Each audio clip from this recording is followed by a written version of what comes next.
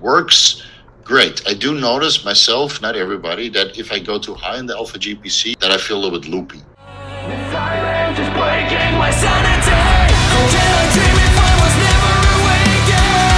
Tell me when it begins, if this is the end. Can I break when I go? What's up, everybody? It's your boy Ryan, and this is the Thunder Channel. On nootropics, on testosterone, on physiology, on feeling, performing, and functioning awesomely. I'm your host, Ryan Michael Bellows. Subscribe to the channel if you haven't. Hit the bell to get notified of all the content that's coming out this way. Products support this broadcast, which I'll explain later, but super quickly. Number one, the Cortex stack. Number two, the Torque stack. And then lastly, if you need to hire me for biohacking consulting, you can do that in under a minute at livecortex.com. Okay, friends. So you all know Vigorous Steve. And if you don't, he's a well-recognized bodybuilder and YouTuber that posts like highly literature-based content around bodybuilding, hormone physiology, and related things. If there's something ailing me or like a client of mine relating to physiology or hormone physiology that I can't quite dig up in the literature, I usually end up on Vigorous Steve's YouTube channel. At which point I almost always get an answer, and it's always a very kind of logical, science-based answer, which is why I really like this guy. Anyway, over the years, I've ended up sort of in the minority around my views on bioavailable choline sources, like glycerol phosphorylcholine or alpha-GPC, or cytidine 5-diphosphylcholine or CDP choline. And I believe that you should be microdosing choline sources more frequently, say something in the range of 20 to 85 milligrams, rather than trying to get away with dosing 200 to 300 plus milligrams of choline sources, which I would actually consider bolus doses. That's a bolus dose of choline. And that's largely because I understand choline metabolism and years of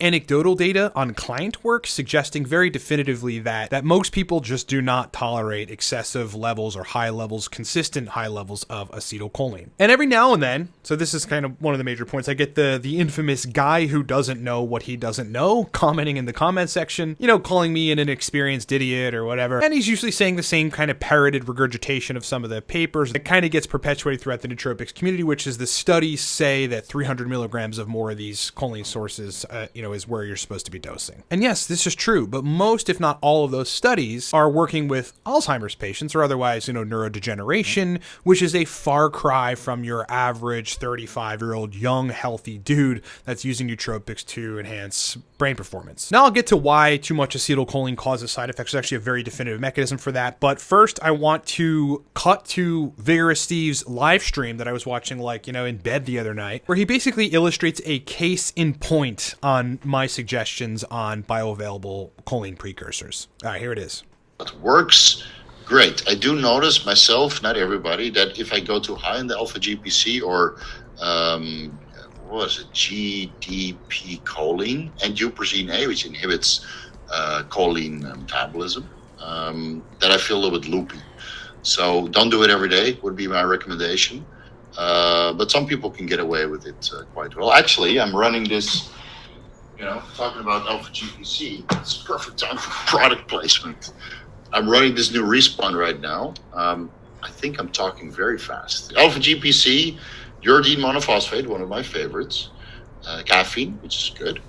Ginkgo extract, theanine, good for focus, saffron extract, anxiolytic, and also a little bit of a nootropic. All right. Thank you, Vigorous Steve. You are the man. So what's the moral of the story? Even Vigorous Steve, who again, specialty is like hormone physiology, bodybuilding, the safe usage of anabolic androgenic steroids, and kind of that whole discipline, knows not to take too much choline. His stack actually had huperzine A and alpha GPC in it, which is like another thing that I would warn against. I think you end up with the same side effects if you take too much choline and if you take huperzine A plus a cholinergic like alpha GPC. Because with huperzine A, you're basically inhibiting the choline clearance mechanism, which is choline esterase. And on top of that, if you're dumping a bunch of additional choline in the mix, then you're going to end up with excessive acetylcholine at the neuromuscular junction and synapses, which causes a toxicity of sorts at both the muscarinic and the nicotinic acetylcholine receptors. But back to why so many people are confused about this. Again, most of the studies on CDP choline or alpha GPC are in cases where they're given to people with large-scale neurodegenerative issues. And what people are doing is making an error in extrapolation that those doses in those studies are going to apply to like a young, healthy 24-year-old dude or 33-year-old guy or even 41-year-old person. Now, you would think that based on people's kind of misguided understanding of how to use choline sources, that there would be like no piece of literature ever that exists in the history of literature that, illuminates this point of, you don't want to dose choline sources too high, or at least in the brain have too much acetylcholine. But the literature does actually refer to some of these side effects, and it actually explains the mechanism quite clearly. First, in a paper titled Cholinergic Regulation of Mood from Basic and Clinical Studies to Emerging Therapeutics, they say over 50 years ago, clinical studies suggested that increases in central acetylcholine could lead to depressed mood. Second, this paper titled Cholinergic Crisis, in which the mechanism for these side effects like tiredness, sleepiness, lethargy, brain fog when you dose choline sources too high, that's essentially what we're talking about, is laid out pretty clearly in, again, accumulation of acetylcholine in the neuromuscular junctions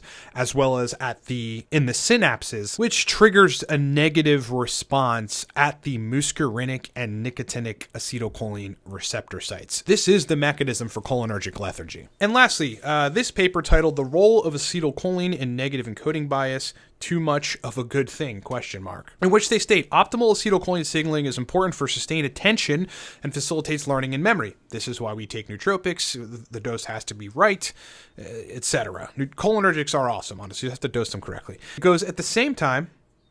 Okay. Human and animal studies have demonstrated increased levels of ACH or acetylcholine in the brain during depressive episodes and increased symptoms of anxiety, depression, and reactivity to stress when ACH breakdown is impaired. So what they're basically saying there is like in people that have depressive disorders, anxiety, etc., they note that those people's brains have excessive levels of acetylcholine. I'm not saying that's like the sole cause of, depression and anxiety, etc., but it's always the case that, there's high levels of choline in those situations. And they also, a lot of you are going to note that they mention ACH breakdown, which is, again, the inhibition of choline clearance mechanisms, and particularly acetylcholine esterase. It's an enzyme that breaks acetylcholine down so it doesn't accumulate in high quantities. But it isn't only acetylcholine breakdown impairment that causes this. It's actually just too much acetylcholine, because the end point of inhibiting acetylcholine esterase is the accumulation of acetylcholine.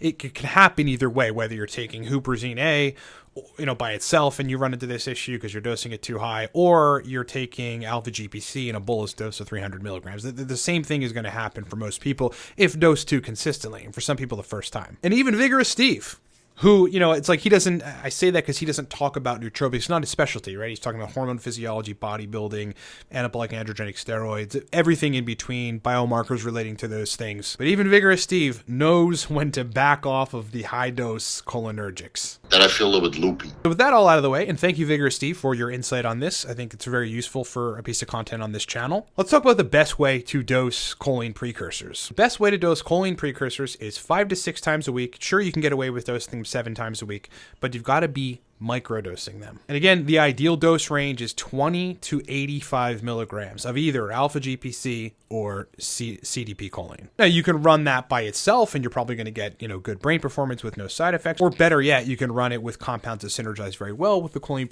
precursors like Alcar, teacrine, mucuna, theobromine, and uridine monophosphate. By doing this, like by microdosing and not going overboard and doing these bolus doses, you actually give your brain the ability to adequately use the acetylcholine, so that you can get better brain performance. And as it normally should, the ability to clear the acetylcholine from the synaptic space, recycle some of it for later use, and then thereby maintain homeostasis of brain acetylcholine. All right, so nail in the coffin. If you are dosing alpha GPC or CDP choline consistently at 200, 300 milligrams or more, you are overdosing choline precursors. Now, I've been saying this for years, so this isn't anything new, I guess, to the channel or whatever to me, but, again, the thing that distinguishes me from other people that may look at these studies and go, I got to dose 300, 400 milligrams or whatever, is I actually have large swaths of client anecdotal data, which tell me very clearly that, too high doses, consistent high doses of choline precursors is a bad thing.